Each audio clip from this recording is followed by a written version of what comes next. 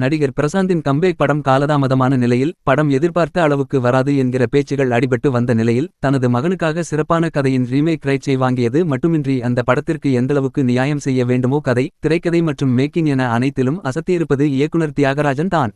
90s கிட்ஸ்களின் கனவு நாயகனாக வலம் வந்த பிரசாந்த் சில வருடங்கள் சினிமாவில் இருந்து ஒதுங்கியிருந்த நிலையில் இந்தியில் 2018ஆம் ஆண்டு வெளியான அந்தாதூன் படத்தின் ரீமேக் மூலம் அவருக்கு நல்லதொரு கம்பேக் கிடைக்கும் என அவருடைய அப்பா எதிர்பார்த்ததைப் போலவே இந்த படம் அமைந்துள்ளது என்று தான் சொல்ல வேண்டும். அந்தகன் படத்தின் பிளஸ் மற்றும் மைனஸ் குறித்த விரிவான விமர்சனத்தை இங்கே பார்க்கலாம் வாங்க. அந்தாதூன் படத்தை பார்த்தவர்களுக்கு படத்தின் கதை மற்றும் கிளைமேக்ஸ் சஸ்பென்ஸ் என எல்லாமே தெரிந்து இருக்கும்.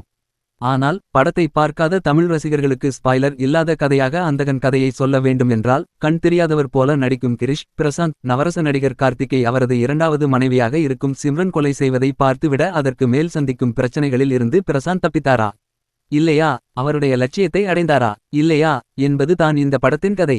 பிரசாந்துக்கு இணையாக சிம்ரன், கார்த்தி, சமுத்திரகனி, பிரியா ஆனந்த், வனிதா விஜயகுமார், ஊர்வசி, கே.எஸ். ரவிக்குமார், யோகி பாபு என நடிகர்களை படத்தில் கொண்டு வந்த இடத்திலேயே இயக்குனர் தியாகராஜன் பாதி வேலையை முடித்து விட்டார் என்று சொல்லலாம்.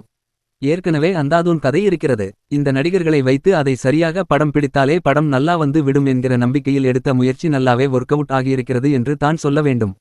கண் தெரியாத நபராக நடித்து அனுதாபத்தை பெற்று எப்படியாவது லண்டனுக்கு சென்று பியானோ கலைஞராக மாற வேண்டும் என நினைக்கும் பிரசாந்துக்கு ஒரு விபத்து மூலம் பிரியா ஆனந்த் தோழியாக மாறுகிறார்.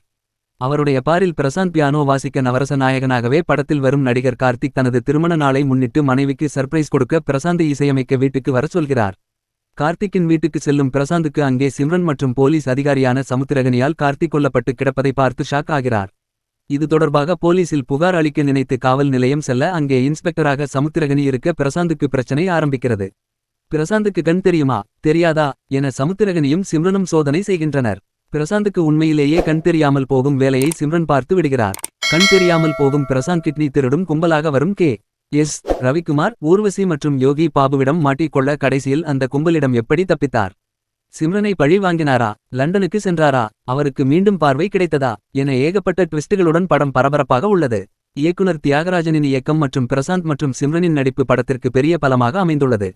முதல் பாதியில் கார்த்தி வரும் காட்சிகள், சமுத்திரகனி மற்றும் வனிதா விஜயகுமார் உடனான காட்சிகள், கண் தெரியாத நபராக பிரசாந்த் நடிப்பது, கிட்னி திருடும் டாக்டராக வரும் கே.எஸ். ரவிக்குமார் கும்பலிடம் மாட்டிக்கொள்வது என அந்தாதூன் ரீமேக்கை கச்சிதமாக படமாக்கியுள்ளனர். முதல் பாதியில் சில இடங்களில் காமெடி காட்சிகளும் ஒர்க் அவுட் ஆகியுள்ளன. பிரசாந்தின் சட்டை இல்லாத உடம்பை பார்த்தால் 50 வயதை கடந்தும் என்ன மனுஷன் இப்படி இருக்காரே என நினைக்க தூண்டுகிறது. சிம்ரனின் நடிப்பு ரொம்ப காலம் கழித்து வாலி படத்தில் பார்த்ததைப் போல மிரட்டலாக உள்ளது. படத்தின் ஆரம்பத்தில் லேக் அடித்துவிடும் என சில எடிட்டல் செய்யப்பட்டது ஜம்ப் கட் காட்சிகள் போல தெரிகின்றன. பாடல்கள் படத்திற்கு பலமாக அமையவில்லை. முதல் பாதியில் இருந்த விறுவிறுப்பு இரண்டாம் பாதியில் படத்தை முடித்துவிட வேண்டும் என்கிற நோக்கத்தில் இருந்ததைத் தவிர பல இடங்களில் பல கேள்விகளுடன் படம் முடிவடைந்ததைப் போலவே அப்படியே முடிந்துவிட்டது மைனஸ் ஆக தெரிந்தாலும் பிரசாந்துக்கு இது நிச்சயம் கம்பேக் படம்தான். நிச்சயம் போரடிக்காமல் ஒரு முறை தியேட்டரில் பார்க்கலாம். சில குறைகளை இன்னமும் சரி செய்திருந்தால் பிளாக்பஸ்டர் படமாகவே மாறியிருக்கும். நீங்க இன்னும் இங்கதான் இருக்கீங்களா? முடிஞ்சிருச்சு, வீட்டுக்கு போங்க. போங்க போங்க போங்க.